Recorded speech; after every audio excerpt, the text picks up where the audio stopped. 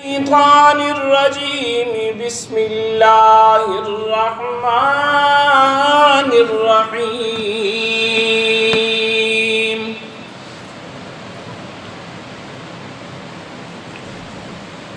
ولقد صدقكم الله وعده إذ تحسونهم بإذنه حتى إذا فشلتم وتنازعتم في الأمر وعصيتم من بعد ما أراكم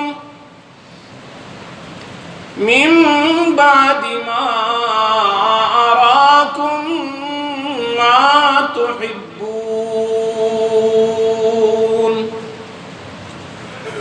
صدق الله خالقنا العظيم وصدق رسوله النبي الكريم ونحن على ذلك لمن الشاهدين والشاكرين والحمد لله رب العالمين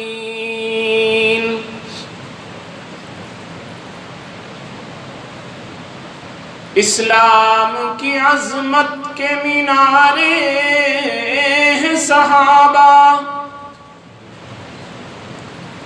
اسلام کی عظمت کے مینارے ہیں صحابہ، گر چاند محمد ہیں تو ستارے ہیں صحابہ۔ ہم فخر سے کہتے ہیں ہمارے ہیں صحابہ، واللہ ہمیں جان سے پیارے ہیں صحابہ۔ وہ چاند جو روشن ہوا بطحا کے افق پر، وہ چاند جو روشن ہوا بطحا کے افق پر، اس چاند کے تابندہ ستارے ہیں صحابہ۔ تاریک شب میں سحر پیدا کر، تاریک شب میں سحر پیدا کر،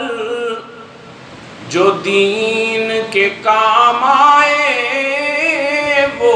سر پیدا کر۔ کثرت کو دبانا ہو قلت سے اگر، کثرت کو دبانا ہو قلت سے اگر، آقا کے صحابہ کا جگر پیدا کر۔ سب حضرات عقیدت اور محبت کے ساتھ نماز والا درود پاک پڑھیں۔ اللهم صل على محمد وعلى آل محمد كما صليت على إبراهيم وعلى آل إبراهيم إنك حميد مجيد اللهم بارك على محمد وعلى آل محمد كما باركت على إبراهيم وعلى آل إبراهيم إنك حميد مجيد۔ گرامی قدر سامعین، معزز حاضرین،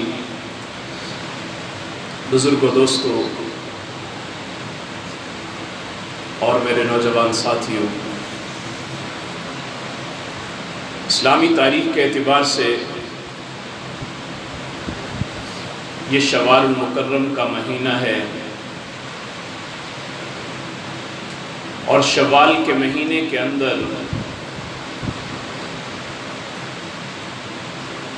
سن 3 ہجری میں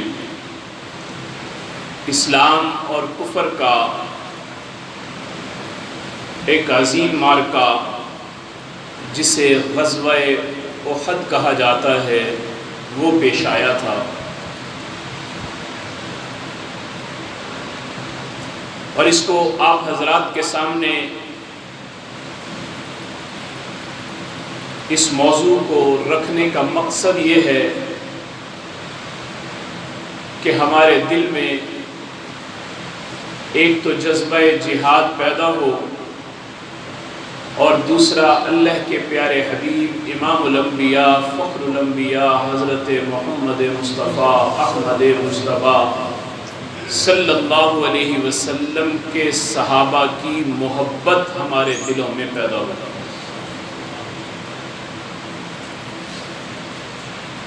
غزوہ بدر 2 ہجری رمضان المبارک کے مہینے میں پیش آیا، تو غزوہ بدر کے بعد کفار اپنی اس ہزیمت پر جو ان کے ساتھ پیش آئی اس قدر پریشان تھے کہ انہوں نے وہ مال تجارت جو ابو سفیان یہاں سے بچا کر لے گئے تھے اس کا اصل نفع تو لوگوں میں تقسیم کر دیا، اصل رقم اس کی تقسیم کر دی، جو نفع تھا اسے ایک جگہ محفوظ کر لیا، اور مکے کا ہر شخص انتقام کی آگ میں بھڑک رہا تھا۔ چونکہ غزوہ بدر میں مکے کا کوئی گھر ایسا نہیں تھا جس گھر سے کوئی آدمی قتل ہوا نہ ہو، اور اگر کوئی قتل ہونے سے بچ گیا تو زخمی تو ہر گھر میں موجود تھا، اور کسی نہ کسی کا کوئی نہ کوئی عزیز ضرور اس جنگ کے اندر زخمی ہوا تھا۔ وہ سب لوگ انتقام کی صدائیں لگا رہے تھے کہ کون سا وقت ہو کہ ہم مسلمانوں سے برسر پیکار ہوں، اور پھر بڑے بڑے ان کے سردار جو تھے ان کو قیدی بنا کر مدینہ طیبہ میں لایا گیا، 70 آدمی ان کے قیدی بنائے گئے، اور پھر تقریباً 2.5 لاکھ دینار، جو 2.5 لاکھ اس وقت ان کی کرنسی تھی، 2.5 لاکھ درہم، وہ اس وقت ان کو فدیے کے طور پر ادا کرنے پڑے۔ تو یہ ان کے لیے ایک بہت بڑی ذلت تھی، اور وہ اس ذلت کو برداشت نہیں کر پا رہے تھے۔ اسی وجہ سے انہوں نے پوری تیاری کے ساتھ 3000 کا جم غفیر جمع کیا،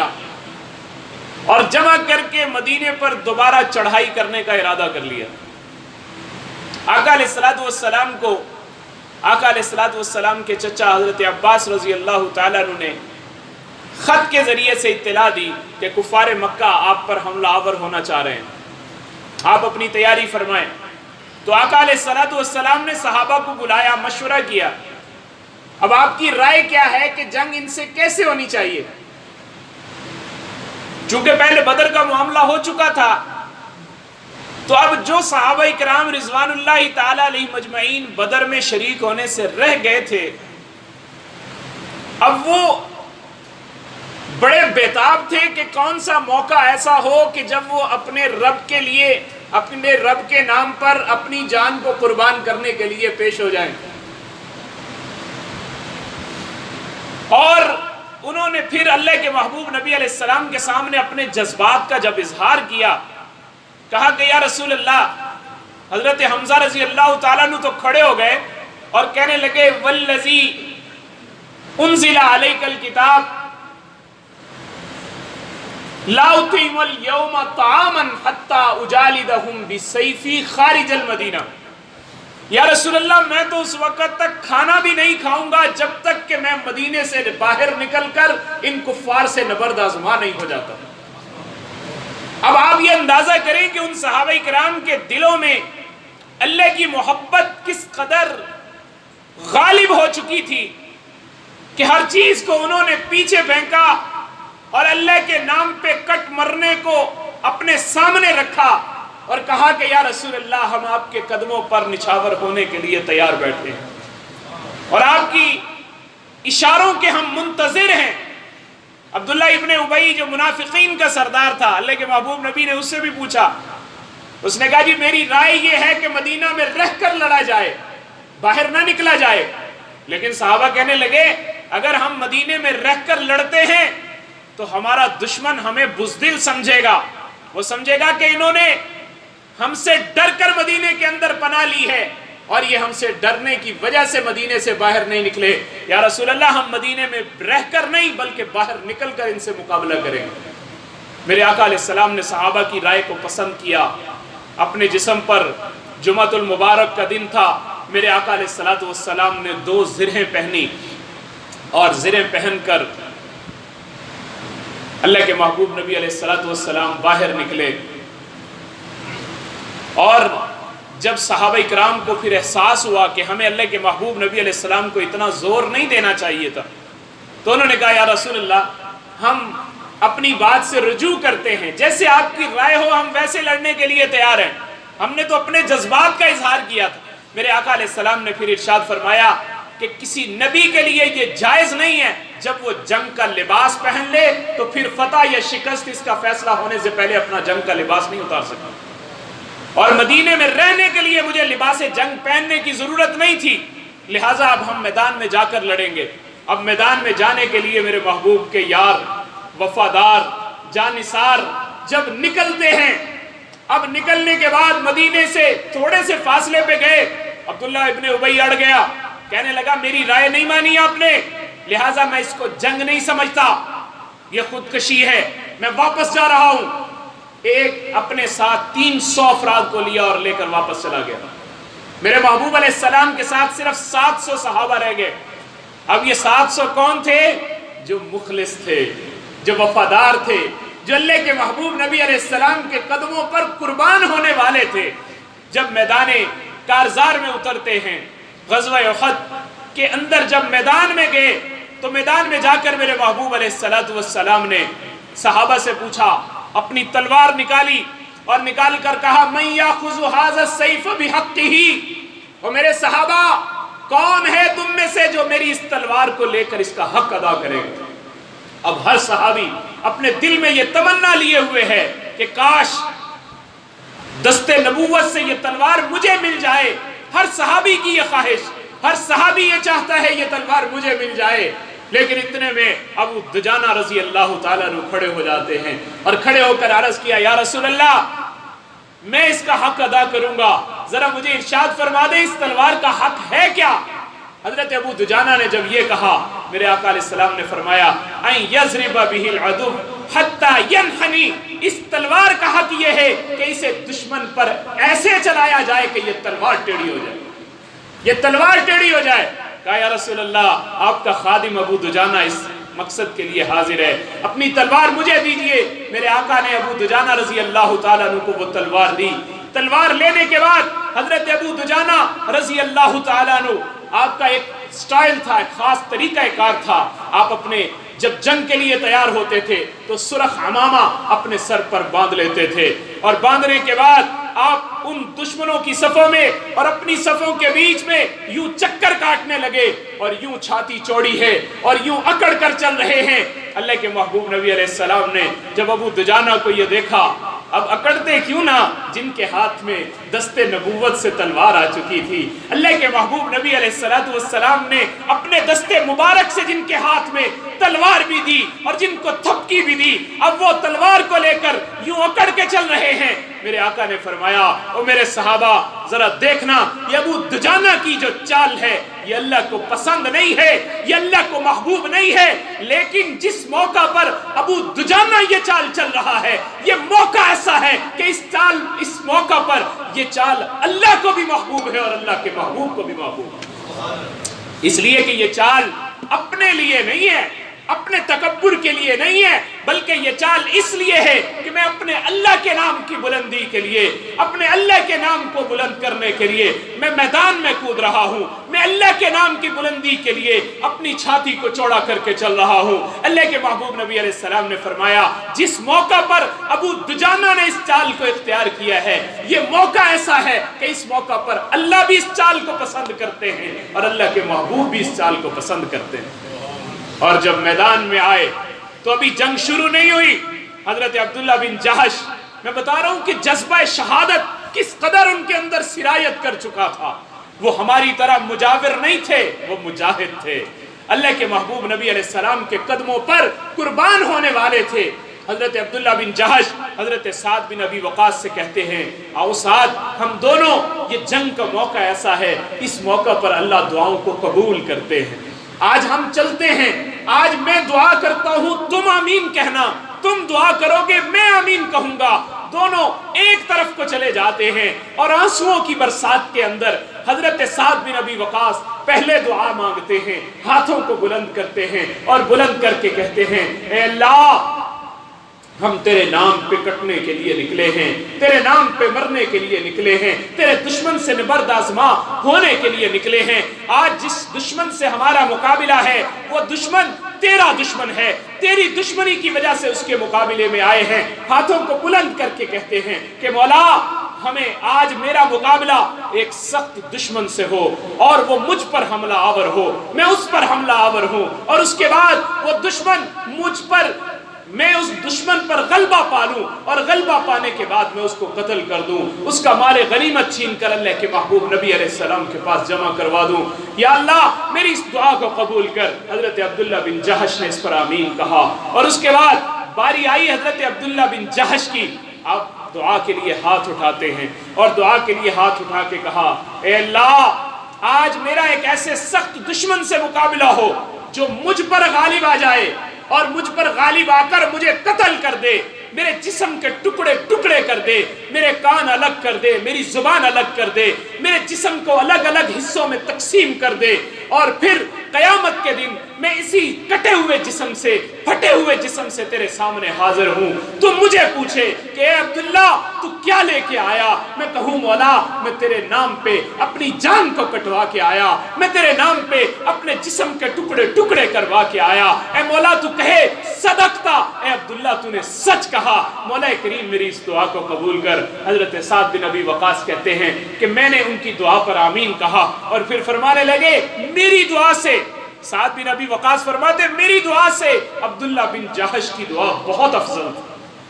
بڑی افضل، اور جب شام ہوئی تو کہتے دعا میری بھی قبول ہو چکی تھی اور دعا عبداللہ بن جہش کی بھی قبول ہو چکی تھی، اللہ نے دونوں کی دعاؤں کو قبول کیا تھا اور اللہ نے ان کو بھی شہادت کا اعلیٰ رتبہ عطا کیا تھا اور مجھے رب العالمین نے غازی ہونے کا مقام عطا کیا۔ اور یہ سعد بن ابی وقاص رضی اللہ تعالیٰ عنہ اللہ کے محبوب نبی علیہ السلام کے وہ جانثار صحابی ہیں جن کو اس جنگ کے اندر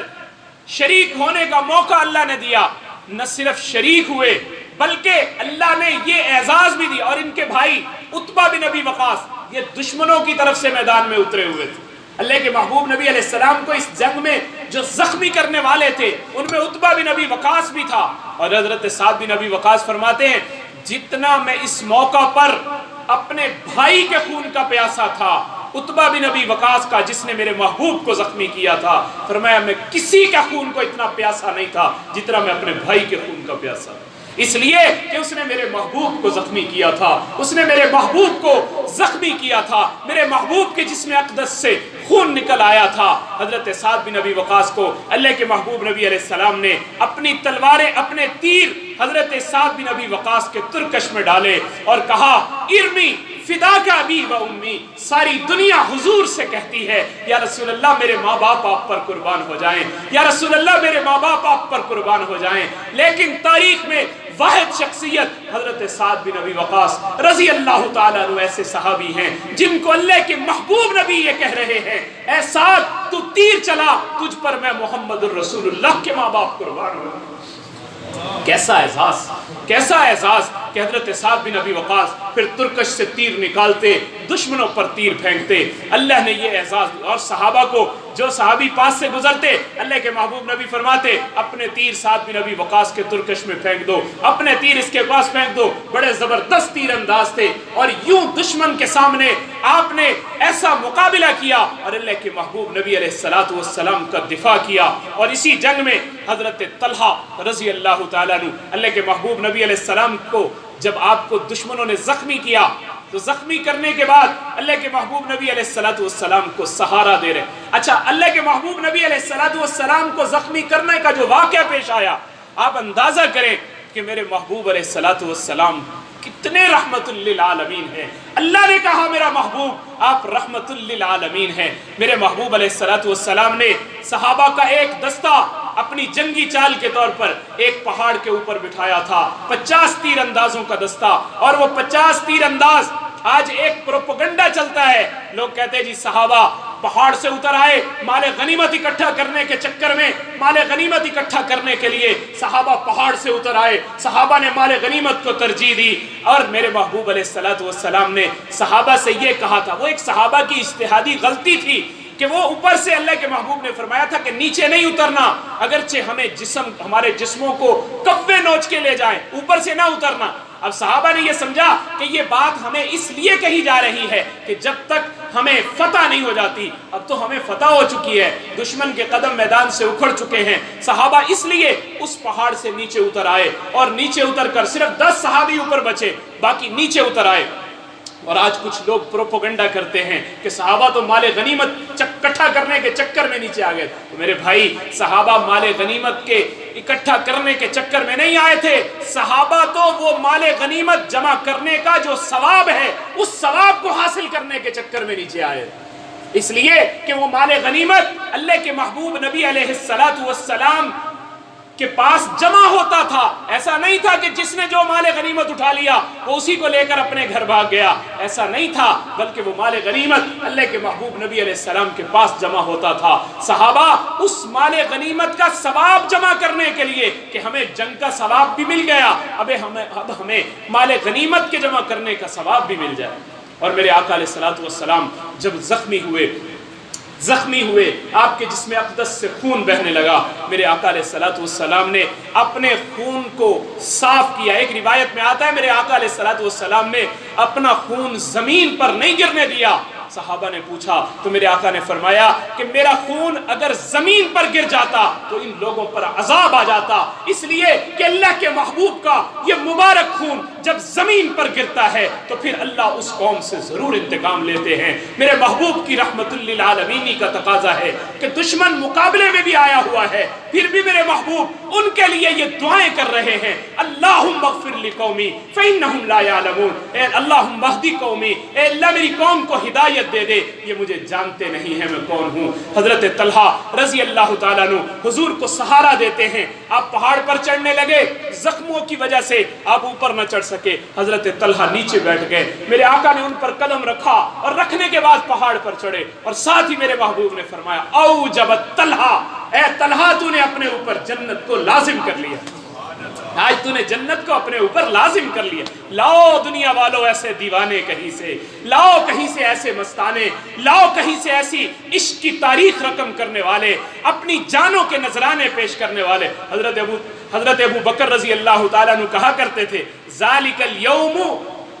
کان ذالک اليوم کلہ للطلحہ، یہ احد کا دن سارے کا سارا طلحہ لے گیا، آج کے دن کا سارا ثواب حضرت طلحہ لے گئے، حضور کا دفاع کر رہے ہیں، تیر دشمن برسا رہے ہیں حضور پہ، اور یہ اپنے ہاتھوں پہ ان تیروں کو روک رہے ہیں۔ ایک دشمن نے وار کیا، آپ کی ہاتھ کی چاروں انگلیاں کٹ کے زمین پہ گر گئیں، ساتھ ہی بے ساختہ حضرت طلحہ کی زبان سے نکلا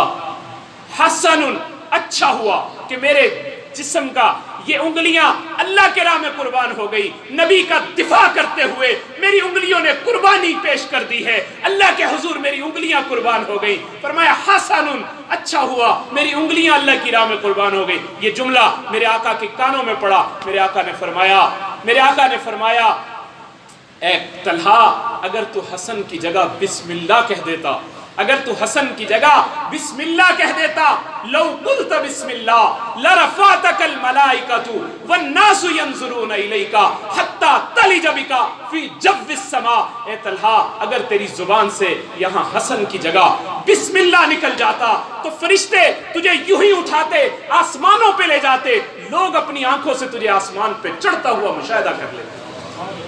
اللہ ہمیں بھی یہ جذبات نصیب فرمائے، تاریک شب میں سحر پیدا کر، تاریک شب میں سحر پیدا کر، جو دین کے کام آئے وہ سر پیدا کر۔ یہ صحابہ کی زندگی کا پیغام ہے، تاریک شب میں سحر پیدا کر، جو دین کے کام آئے وہ سر پیدا کر۔ کثرت کو دبانا ہو قلت سے اگر، کثرت کو دبانا ہو قلت سے اگر، تو محمد کے غلاموں کا، محمد کے غلاموں کا جگر پیدا کر۔ صحابہ نے جو قربانیاں دی، جو تاریخ رقم کی، اللہ ہمیں بھی اس طرح سے اپنی جانوں کو اللہ کے محبوب نبی کے قدموں پر قربان کرنے کی توفیق نصیب فرمائے۔ ہمیں وہ جذبہ جو صحابہ کے دلوں میں تھا، جو ایمانی غیرت صحابہ کے دلوں میں تھی، اللہ ہمیں بھی وہ غیرت، وہ حمیت نصیب فرمائے۔ اللہ مجھے بھی اور آپ کو عمل کرنے کی توفیق نصیب فرمائے۔ وآخر دعوانا الحمدللہ رب العالمین۔